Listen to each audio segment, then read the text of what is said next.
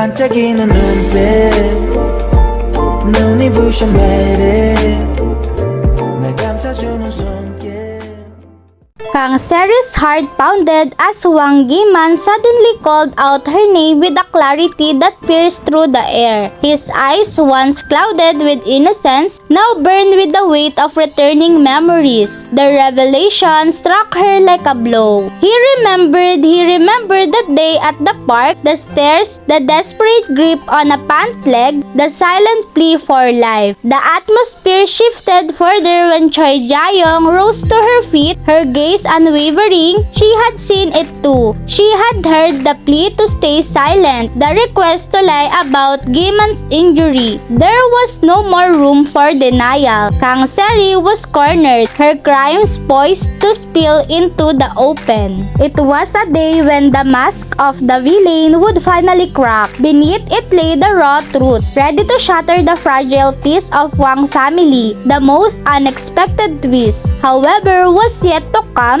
a moment when Hwang Ji-woo would unknowingly trigger the full return of Hwang Gi Chan's memory. Though Gi Chan was in his mid-40s, the tragedy of his fall had locked his mind at the age of 7. Yet in this moment, with Ji-woo's small hand in his, he looked genuinely happy. From the kitchen, Kang Seri watched them in silence. Relief brushed against her expression, but it was tinged with unease. Deep inside, a dark premonition stirred, a whisper that perhaps after all this time, the past might not remain buried. In Ji-woo's room, a small blanket on the floor became the stage for a game of hospital. A toy stethoscope, thermometer, and colorful pillbox were neatly arranged, and Ji-woo, draped in a tiny white cloth, played the role of a serious young doctor. Gi Chan lay on the blanket, indulging in the make-believe examination. As they played, an offhand mention of blood type stirred something within Gi Chan. The combination of O and AB, it felt wrong, unsettling. A sudden bolt of pain shot through his head, forcing him to clutch it in agony. Memories fragmented and hazy began to push against the walls of his mind. Unaware of the storm building,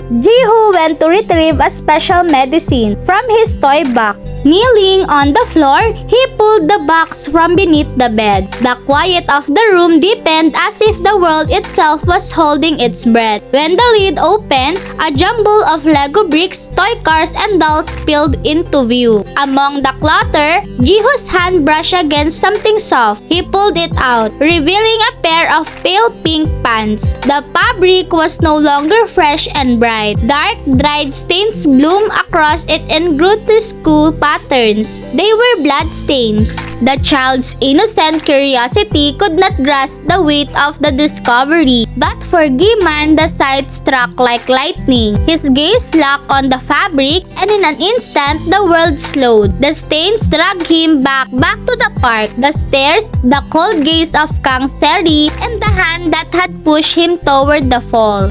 'Cause you are beautiful.